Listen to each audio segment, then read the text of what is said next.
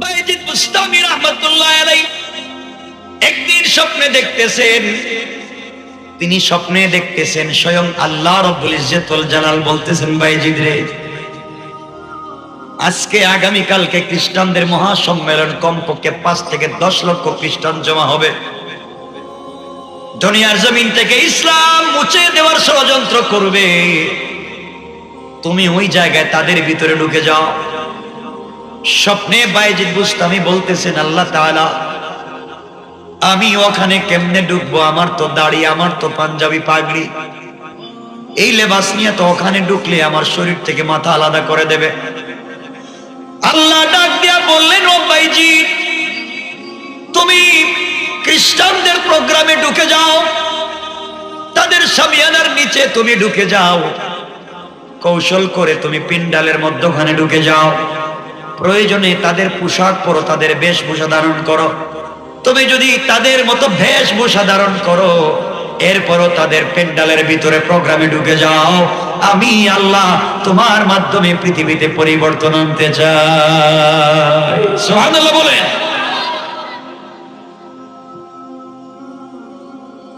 আমার বন্ধুগণ, পরের দিন সকালবেলা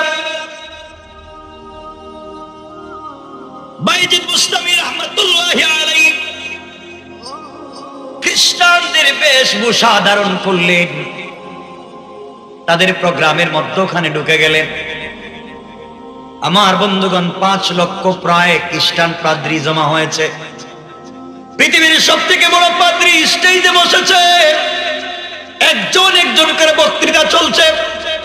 সবার পরে খ্রিস্টানদের বড় পাদ্রী যখন বসেছে কথা বলবার জন্য, বসার পরেই তার চেয়ার কাঁপতে শুরু করেছে, হেলাধুলা শুরু করেছে।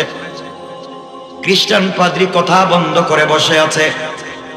লক্ষ লক্ষ খ্রিস্টানেরা বলতেছে, পাদ্রী আমাদের পুপ, আমাদের শিক্ষক, আমাদের স্যার, আমাদের উস্তাদ, আমাদের পীর, আপনি কেন কথা বলতেছেন না? এই পৃথিবীতে আপনার চাইতে বড় পাদ্রী আর কেউ নাই। খ্রিস্টান পাদ্রী বলতেছে, ও খ্রিস্টানেরা, আমি কথা বলতে চাই, কিন্তু কথা মুখ দিয়ে বের হচ্ছে না। এই লক্ষ লক্ষ খ্রিস্টানদের ভিতরে একটা মুহাম্মদী ঢুকে গিয়েছে, মুহাম্মদের উম্মত ঢুকে গিয়েছে, আর ওর পাওয়ারের কারণে আমার জবান বন্ধ হয়ে গিয়েছে।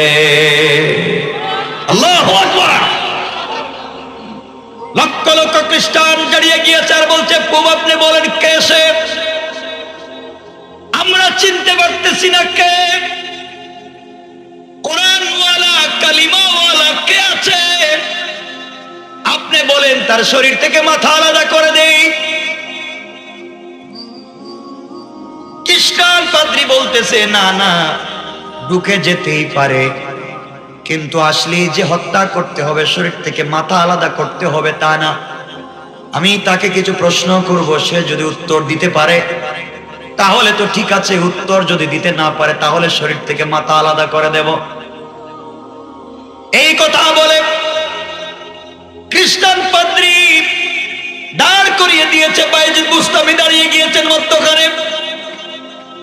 খ্রিস্টান পাদ্রী বলতেছে, তোমার নাম কি? তিনি বলছেন, আমার নাম বাইজিদ। তুমি এখানে কেন আসছো? এমনি আসছি।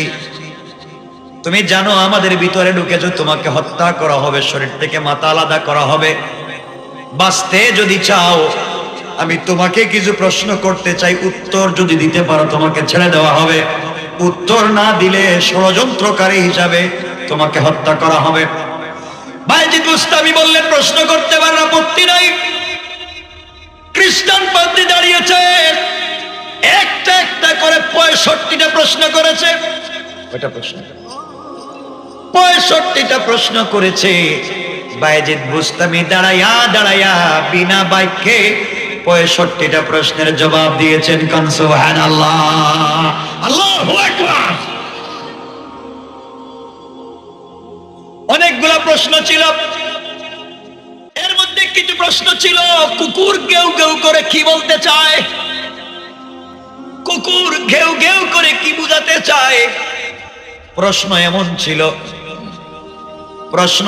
ছিল, এমন এক বলেন যে একের 2 নাই, এমন 2 বলেন যে 2 এর 3 নাই, এমন একটা 3 বলেন সংখ্যা যে 3 এর 4 নাই। এমন একটা 4 বলেন যেই 4-এর 5 নাই, এমন একটা 5 বলেন যেই 5-এর 6 নাই। এভাবে 65টা প্রশ্ন করা হয়েছে দাঁড়িয়ে দাঁড়িয়ে, কোনো অঘটন ছাড়া বিনা বাক্যে নির্দ্বিধায় সবগুলা প্রশ্নের জবাব দিয়েছেন। কোন সুবহানাল্লাহ। খ্রিস্টান পাদ্রী আর প্রশ্ন খুঁজে পাচ্ছে না। বাইজিদ বুস্তামি বলছেন, পাদ্রী বলো, আমি কি সবগুলো প্রশ্নের উত্তর দিতে পেরেছি? খ্রিস্টান পাদ্রী বলতেছে, সাদাক্তা, তুমি সবগুলা প্রশ্নের সত্যিকার উত্তর দিয়েছো, তুমি ঠিক মতো উত্তর দিতে পেরেছো। বাইজিদ বুস্তামি বলছেন, খ্রিস্টান পাদ্রী শোনো, আমি তোমার 65টা প্রশ্নের উত্তর দিয়েছি, তোমাকে আমি ছোট্ট একটা প্রশ্ন করতে চাই, তুমি কি আমার প্রশ্নের উত্তর দিবে? খ্রিস্টানরা দাঁড়িয়ে বলছে, কেন দিবে না? তুমি আমাদেরকে কেন ছোট করো? বিশ্ববিখ্যাত পাদ্রী, সবার বড় পাদ্রী, লক্ষ লক্ষ খ্রিস্টানদের সামনে তুমি আমাদের পাদ্রীকে ছোট করো না। একটা প্রশ্ন করো, আমাদের পাদ্রী উত্তর দিবে। পাদ্রী বলছে, বাইজিদ তুমি প্রশ্ন করো। বাইজিদ দাঁড়িয়ে বলেছেন, খ্রিস্টান পাদ্রী মহোদয়, আপনার কাছে আমি জানতে চাই, বলেন তো আসমানের আর জান্নাতের চাবির নাম কি? সুবহানাল্লাহ বলেন। কিসের নাম? আসমানের আর জান্নাতের চাবির নাম কি? এই মাত্র একটা ছোট্ট প্রশ্ন করলেন, লক্ষ লক্ষ খ্রিস্টান তো বিস্ময় প্রকাশ করেছে। এটা কোনো প্রশ্ন হলো? আসমান আর জান্নাতের চাবি আবার কই পাইবে? এটার নাম আবার কি? উত্তর নাই। পিন পতন নীরবতা, আর মুস্কি মুস্কি হাসতেছেন হযরতে বাইজিদ। তার বিশ্বাস, আমি এমনি এমনি আসি নাই, আল্লাহর ইশারায় এসেছি। আমার বিশ্বাস সবার সামনে আমার আল্লাহ আমাকে বিজয় দিবেন। কোন সুবহানাল্লাহ। আমার আল্লাহ কোরআনে কারীমের ভিতরে বলেছেন, ওয়া মাকারু ওয়া মাকারাল্লাহ ওয়াল্লাহু খায়রুল মাকিরিন।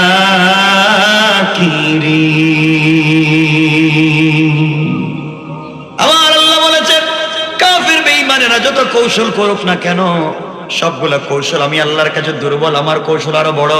আমি জানি না মওলায়ে কারীম হয়তো এখানে কোনো কৌশল করতেছেন, কেউ কোনো উত্তর দেয় না।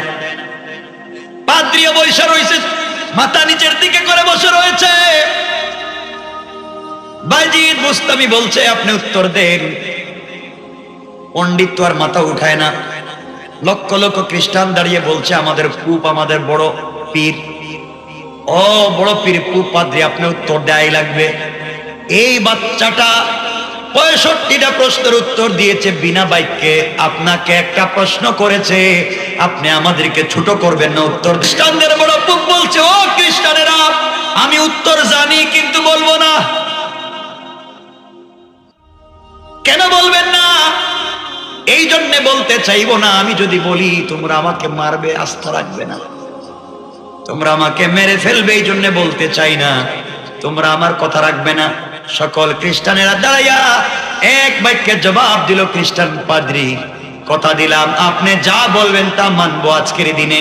এই ছেলে কি এমন প্রশ্ন করেছে, আর আপনি ওই ছেলেকে কি প্রশ্ন করলেন, সব উত্তর দিল। আপনাকে একটা প্রশ্ন করেছে, উত্তর দিয়া দেন, আর আপনি যা বলবেন আমরা মানবো। খ্রিস্টান পাদ্রী দাঁড়ায় গিয়েছে, আর ডেকে ডেকে বলছে, লক্ষ লক্ষ খ্রিস্টান পাদ্রী শোনো, এই যুবক যে প্রশ্ন করেছে, আসমানের আর জান্নাতের চাবির নাম কি? আসমানের আর জান্নাতের চাবির নাম হলো লা ইলাহা ইল্লাল্লাহু মুহাম্মাদুর রাসূলুল্লাহ সাল্লাল্লাহু আলাইহি ওয়াসাল্লাম। আসমান আর জান্নাতের চাবি হলো আল্লাহর উপরে ঈমান আনা, রাসূলের রিসালাতকে মেনে নেওয়া। যারাই মেনে নেবে তারাই জান্নাতের চাবি পাবে। আমি বিশ্বাস করতে চাই, মানতে চাই, তোমাদের ভয়ে মানতে চাই না। এক বাক্যে একসাথে 5 লক্ষ খ্রিস্টান দাঁড়াইয়া দাঁড়াইয়া সাথে সাথে বাইজিদ বুস্তামির হাতে হাত রেখে কালিমা পড়ে মুসলমান হয়ে যায়। আল্লাহু আকবার বলেন। এই বাইজিদ এমনি এমনি বাইজিদ হয় নাই। বাইজিদ বুস্তামি দুনিয়ায় জন্ম নেওয়ার পরে নিজের বাবা ইন্তেকাল করেছে। মা মানুষের বাড়িতে বাড়িতে কাজ করতেন। একদিন চিন্তা করলেন আমার স্বামী নাই, একটা মাত্র সন্তান বাইজিদ, আল্লাহওয়ালা বানাতে চাই, বুজুর্গ বানাতে চাই, আমি মানুষের বাড়িতে কাজ করলে ছেলেকে মানুষ বানাবো কেমনে? খবর নিয়ে জানলেন একটা মাদ্রাসা আছে, একজন শায়েখ, শায়েখের কাছে গিয়ে বলেন উস্তাদ জি আমার একটা মাত্র ছেলে বাইজিদ, আমি চাই আমার ছেলে আপনার মতো হবে, আপনার মতো বিশ্ববিখ্যাত বুজুর্গ হবে, জ্ঞানী হবে। গরিব মানুষ, মানুষের বাড়িতে জিয়ার কাজ করি, আমার স্বামী নাই, আমার সন্তানটাকে কি আপনার কাছে রাখা যায়? অনেক অনুনয় বিনয়ের পরে এই শায়েখ বাইজিদ বুস্তামিকে নিজের কাছে রেখে দিলেন। মা ডাক দিয়া বলতেছেন উস্তাদ শুনেন, আমার সন্তানকে আপনার কাছে দিয়ে দিলাম, ওয়াদা করতে হবে আমার সঙ্গে, যতদিন পর্যন্ত আমার ছেলে আপনার মতো বিশ্ববিখ্যাত আলেম না হবে ততক্ষণ পর্যন্ত আমার কাছে ফেরত দিবেন না। সুবহানাল্লাহ বলেন। উস্তাদ বললেন কথা দিলাম, ওয়াদা দিলাম, বিশ্ববিখ্যাত আলিম না বানিয়ে আপনার কাছে পাঠাবো না। মা চলে গিয়েছেন, ছোট্ট বাইজিদ উস্তাদের কাছে পড়ালেখা করেন। ছোট মানুষ আর কয়দিন তাকে, 1-2 মাস পরে কান্না শুরু করছে। বাইজিদ চলে যেতে চায় মায়ের কাছে, উস্তাদ বলছেন বাবা যাওয়া যাবে না, তোমার মায়ের সঙ্গে আমার ওয়াদা, তোমাকে দেওয়া যাবে না, তোমাকে আমি পাঠাতে পারবো না, তোমার মা বলছে বড় না বানিয়ে তোমাকে দেওয়া যাবে না। বাইজিদ না সুর বান্দা, আমার বাবা নাই, মাকে কি আপনি আমাকে দেখতে দিবেন না? হঠাৎ করে চিন্তা করলেন যদি কোনোদিন মা মরে যায় অথবা বাইজিদের কিছু হয়ে যায়, আমি যদি মা ছেলেকে না দেখা করাই তাহলে তো আরেক বিপদ। আবার ওয়াদা নিয়েছি আটকাবার জন্য বললেন বাইজিদ রে আগামীকালকে তোমাকে ছুটি দিব, শর্ত আছে, শর্ত হলো তুমি যদি কোরআনের 5 পারা একদিনে শোনাতে পারো, 5 পারা 5 পারা যদি একসাথে মুখস্থ শোনাতে পারো, এই দোয়াগুলো একসাথে মুখস্থ শোনাতে পারো, তোমাকে ছুটি দেওয়া হবে, নচেত ছুটি দেওয়া হবে না। কথা বলে উস্তাদের কাছ থেকে বিদায় নিয়ে এসে বাইজিদ ছোট্ট মানুষ সেজদার মধ্যে পড়ে কান্না করে বলছে আল্লাহ গুনার জন্য তো কোথাও যেতে চাই না, মাকে দেখতে চাই। উস্তাদ আমাকে লম্বা সবক দিয়েছেন, 5 বার আমি কেমনে দিব? 100 পৃষ্ঠা আমি একদিনে কেমনে এতগুলা মুখস্থ করে উস্তাদকে শোনাবো? আমি কেমনে কোরআন এতগুলো শোনাবো? আল্লাহ কোরআন তো তোমার, আমি কিচ্ছু জানি না, যেভাবে হোক তুমি আমার মায়ের সঙ্গে দেখা করাইয়া দাও। বাইজিদ কান্না করে করে কোরআন খুলে যখন পড়তে বসেছে, আমার বন্ধুগণ এক পৃষ্ঠা করে কোরআনের উল্টায়, আর কে যেন ডাইরেক্ট কোরআনটাকে তার ভিতরে ঢুকাইয়া দেয়। এভাবে করতে করতে 1-2 ঘন্টার ভিতরে 5 পারা শেষ করে আরো অধিক কিছু পড়ে মুখস্থ করে উস্তাদের কাছে গিয়ে বলছেন হুজুর আপনি যা বলছেন তার চাইতে বেশি মুখস্থ করছি, এখন আপনি পড়া শুনেন, আমাকে ছুটি দিয়ে দিন। উস্তাদ চিন্তা করে কি যা 1 বছরে পারা যায় না? 1 বছরে যা সম্ভব না, কয়েক ঘন্টায় পারছে। পড়া শুনলেন, নির্ভুল ভাবে শোনাইয়া দিল। বুঝতে পারলেন বাইজিদ সাধারণ ছেলে না, অসাধারণ একটা ছেলে। তিনি বললেন বাবারে কেমনে বলো তো এগুলা মুখস্থ করলে? বাইজিদ বলতেছে হুজুর আপনি কি জানেন না কোরআন তো আল্লাহর, আমিও আল্লাহর, আল্লাহর নাম নিয়ে শুধু পাতাটা উল্টাইছি, আর আল্লাহ তার ইচ্ছার মাধ্যমে হয়তো আমার ভিতরে ঢুকাইয়া দিয়েছে। ছুটি দিয়া দিলেন, যাও মায়ের সঙ্গে দেখা করে চলে আসো। বাইজিদ বুস্তামি চলে গেলেন।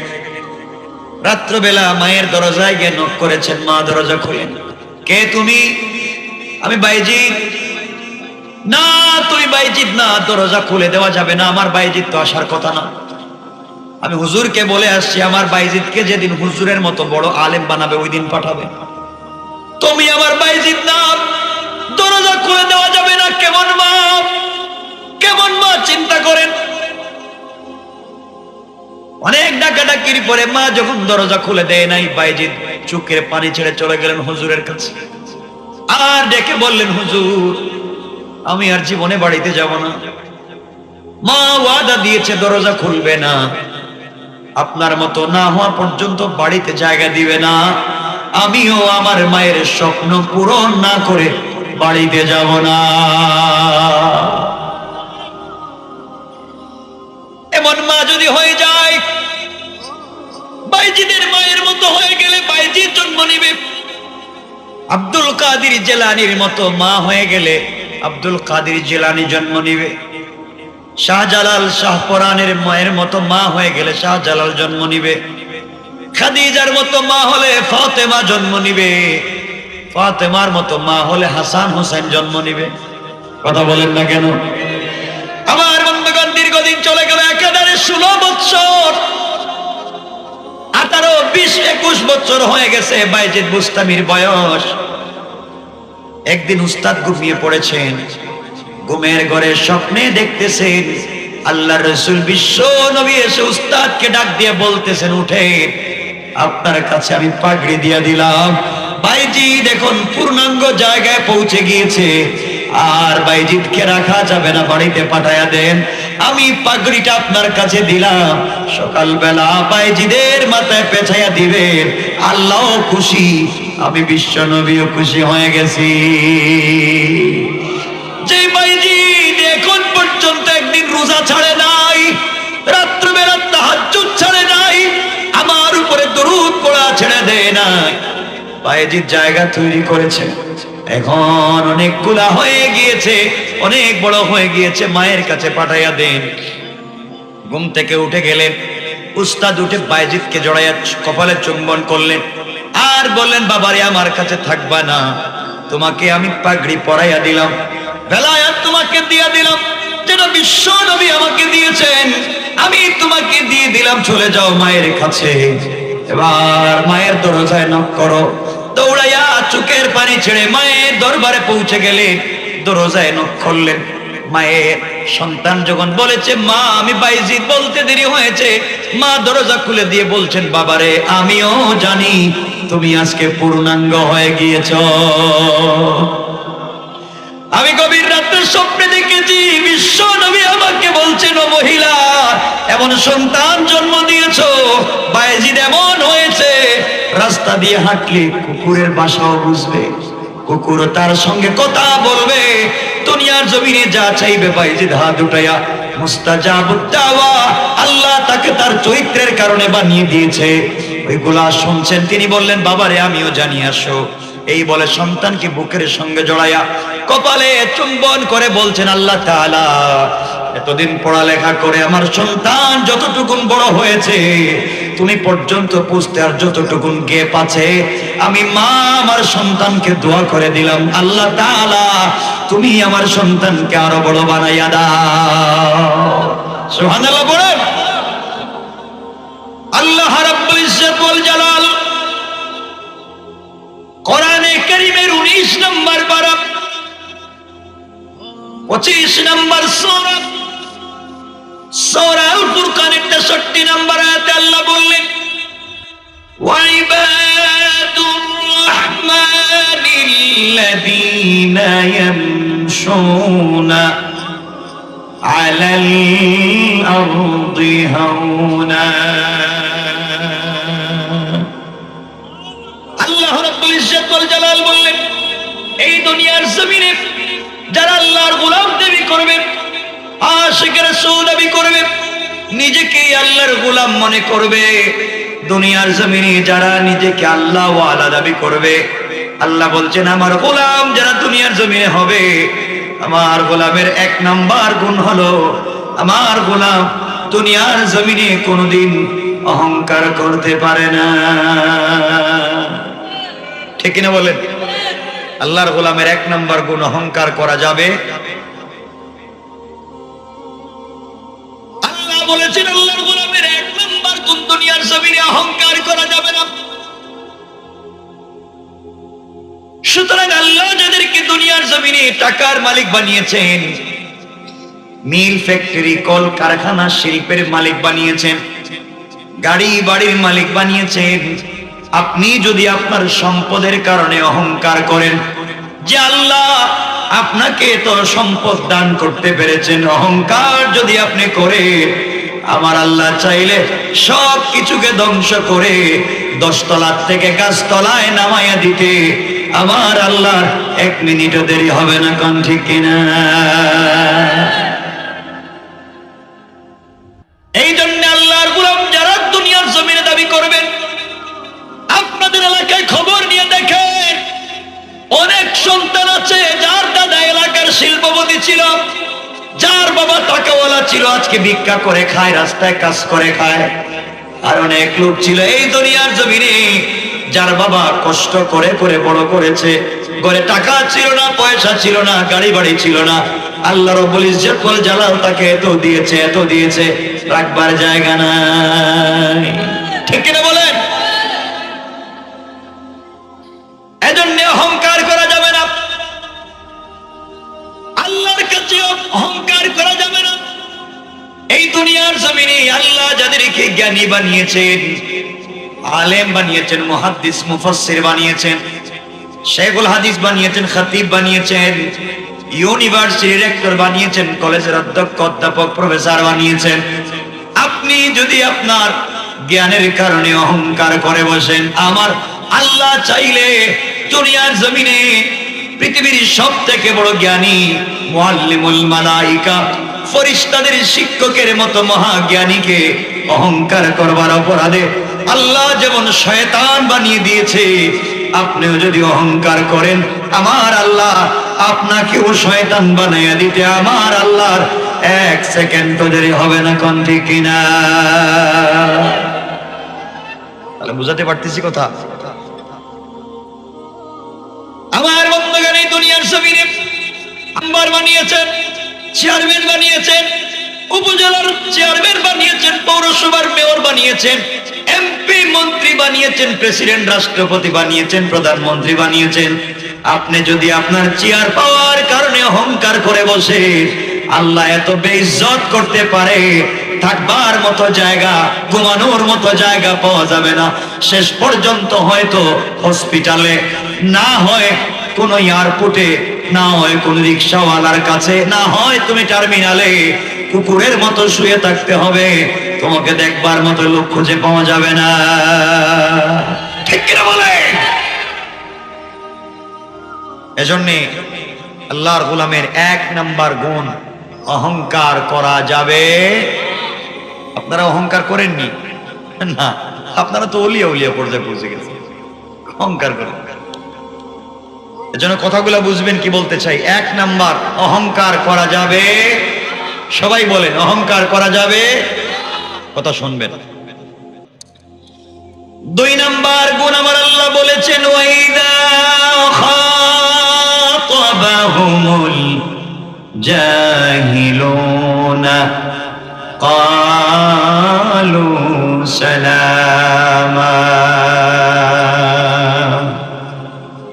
আল্লাহ রাব্বুল ইজ্জত ওয়াল জালাল বললেন, গোলামের দল, এই দুনিয়ার জমিনে যারা আমি আল্লাহর গোলাম দাবি করবে, নিজেকে আশিক রাসূল দাবি করবে, আমি আল্লাহর গোলাম যারা দুনিয়ার জমিনে মনে করবে, আমি আল্লাহর গোলামের 2 নাম্বার গুণ হলো, আমার গোলামকে কেউ গালি দিলে গালির জবাব দিবে না, আমার গোলামকে আঘাত করলে আঘাতের জবাব দিবে না, আমার গোলামকে মারলে মারির জবাব দিবে না, বরং আমি আল্লাহর গোলাম যারা দুনিয়ার জমিনে দাবি করবে, আমি আল্লাহর গোলামকে কেউ যদি গালি দেয়, কেউ যদি মারে, গালি আর মারির জবাবে গালি না দিয়া আমার গোলাম ওই ব্যক্তির জন্য শান্তি আর সালামতের দোয়া করে যায়। কোন সুবহানাল্লাহ, আল্লাহু আকবার বলেন। তাহলে আল্লাহর গোলামের 2 নাম্বার গুণ, গালি দেওয়া যাবে। বলেন না, গালি দেওয়া যাবে? আপনারা গালি দেননি? আপনাদের মনে কষ্ট হইতেছে? একটু হাত দেখেন তো উঠে, কার কার কষ্ট হচ্ছে দেখি। খাইছে রে, কষ্ট হইতেছে আপনাদের? প্রস্রাবে ধরলে উঠবেন না কিন্তু, বসে রয়েছেন ভালো কথা, বাইরে ঠান্ডা আছে, যাইয়েন না। আর আজরাইলও আছে, আরে কোন জায়গায় থাপ্পড় দিয়ে ফেলায় দেখতে পারবেন, বহুত আশা ভরসা রয়েছে বাকি। এজন্য আল্লাহর গোলামের 2 নম্বর গুণ, গালি দেওয়া যাবে। বলেন, গালি দেওয়া যাবে? কয়টা বলছি? আল্লাহর গোলামের 3 নম্বর গুণ আমার আল্লাহ বলছেন, ওয়াল্লাযীনা ইয়াবিতুনা লিরাব্বিহিম সাজ্জাদাও ওয়া কিয়ামা। আল্লাহ রাব্বুল ইজ্জত ওয়াল জালাল বললেন, এই দুনিয়ার জমিনে যারা আমি আল্লাহর গোলাম দাবি করবে, আশিক রাসূল দাবি করবে, আমি আল্লাহর গোলামের 3 নম্বর গুণ হলো, আমার গোলাম বিপদে পড়ে গেলে রুকু করবে আমি আল্লাহর পায়ে, সমস্যায় পড়ে গেলে সিজদা করবে আমি আল্লাহর পায়ে। অর্থাৎ আমার গোলাম যারা দুনিয়ার জমিনে হবে, আমি আল্লাহর জন্য রুকু করবে, আমি আল্লাহর জন্য সিজদা করবে, দাঁড়াবে আমি আল্লাহর জন্য, এক কথায় নামাজ পড়বে, সিজদা করবে আমি আল্লাহর জন্য। সুতরাং আজকালকে যারা আল্লাহর পা ছাড়া পীরের পায়ে সিজদা করে, মাজারে মাজারে গিয়ে সিজদা করে, আল্লাহর কসম তারা আল্লাহর গোলাম হতে পারে না।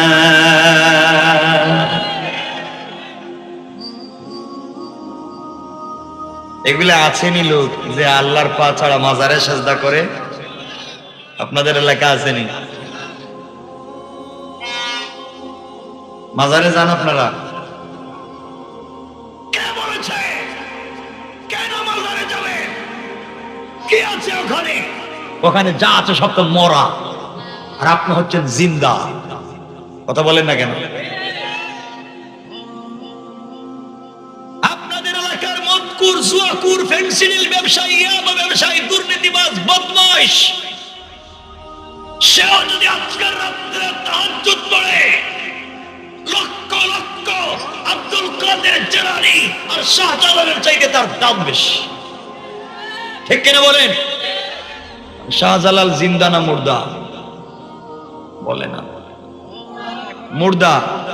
শাহজালাল চাইলে আজকে রাত্রে 2 রাকাত নামাজ পড়তে পারবেন, 2টা সাজদা দিতে পারবেন, 1 খতম কোরআন শরীফ পড়তে পারবেন, দুরূদ শরীফ পড়তে পারবেন।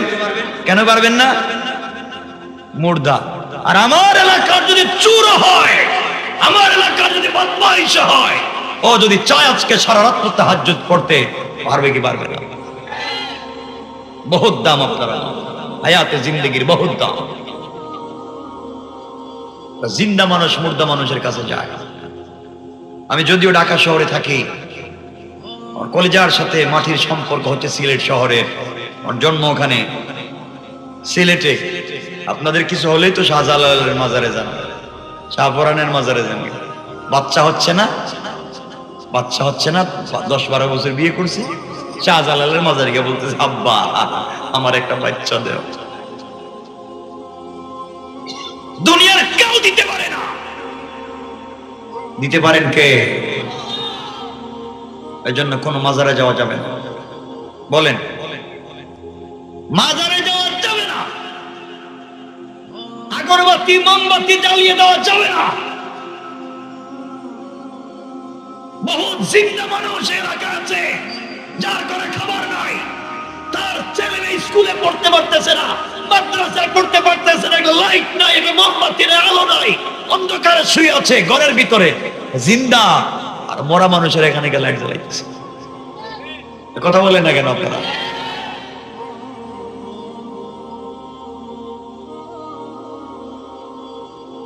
এগুলো বাদ দেন।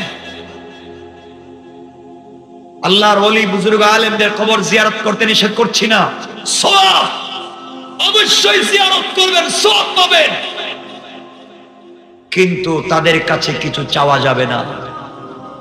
শাহজালাল মুজাররদ ইয়ামানি জবরদস্ত আল্লাহর ওলি, শাহপরান জবরদস্ত আল্লাহর ওলি, আব্দুল কাদের জিলানী জবরদস্ত আল্লাহর ওলি, জুনাইদ বাগদাদি জবরদস্ত আল্লাহর ওলি, কিন্তু তারা কোনোদিন শিরিক করেন নাই, তারা কোনোদিন অন্যায় করেন নাই, তারা কোনোদিন দাড়ি মুছকাইটা গান বাজনা করেন নাই।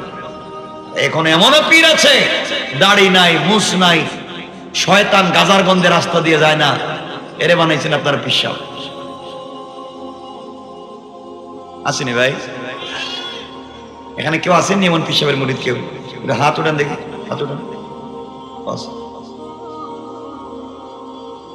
থাকলেও হাত উঠে না, উঠাইবেন না কেন? আপনি সাহস নিয়ে উঠাইবেন, আমার পিসাব, হাত উঠাবেন। মনে রাখবেন, আমি পরিষ্কার করে বলছি, কোরআন হাতে নিয়ে আল্লাহ বলছেন, ইন্নাহু মাইয়ুশরিক বিল্লাহ, যারা আল্লাহর সাথে শরীক করলো, ফাকাদ হারামাল্লাহু আলাইহিল জান্নাহ, তার জন্য জান্নাত হারাম, ওয়া মাওয়াহুন নার, তার ঠিকানা হচ্ছে জাহান্নাম, ওয়া মা লিজ জালিমিন মিন আনসার, কিয়ামতের দিনে তার কোনো সাহায্যকারী থাকবে না। কিয়ামতের দিনে আপনার পীর আপনার পক্ষে কথা বলবে তো দূরের কথা, খুঁজেও পাবেন না। ঠিক কিনা বলেন?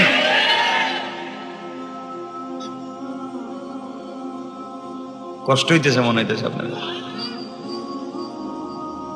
এখন বলি আপনাদের, তাইলে এখানে যখন কথা আসলো আপনাদেরকে বলি, কিয়ামতের দিনে এই পিশাবদের কি অবস্থা হবে আপনাদেরকে একটু বলি না কি? ঠিক আছে তো? আল্লাহর ওয়াস্তে আমার বলছি, বাবা শোনো, তোমাদের যদি কোনো জিনিসের প্রয়োজন হয়, টাকা লাগবে, সম্মান লাগবে, নেতৃত্ব লাগবে, সম্পদ লাগবে, সন্তান লাগবে, কারো কাছে বলা যাবে না, চাইতে হবে কার কাছে? মারিয়ামকে। আল্লাহ দিয়েছেন এই পৃথিবীতে মারিয়ামকে একটা সন্তান। মারিয়ামের স্বামী আছে, ঈসার বাবা আছে, দিছেন কে? তো আপনি তো চাইবেন সেই রবের কাছে। দুনিয়ার কারো কাছে যাওয়া যাবে না। কিয়ামত এমন একদিন আসতেছে সামনে, ও ভাই তোমাদের বলছি যারা প্রবাসে থাকো, 15-20 বছর 30 বছর প্রবাসে কাটাইছো, কার জন্য? কার জন্য? সন্তানের জন্য, পরিবারের জন্য, মা বাবার জন্য, স্ত্রীর অর্নামেন্টস জুয়েলারির জন্য? এই তো বলেন না, এটা বাড়ি করার জন্য? এই তো। কিয়ামতের দিন কসম, সন্তানকে পাবেন না, স্ত্রী পরিচয় দিবে না।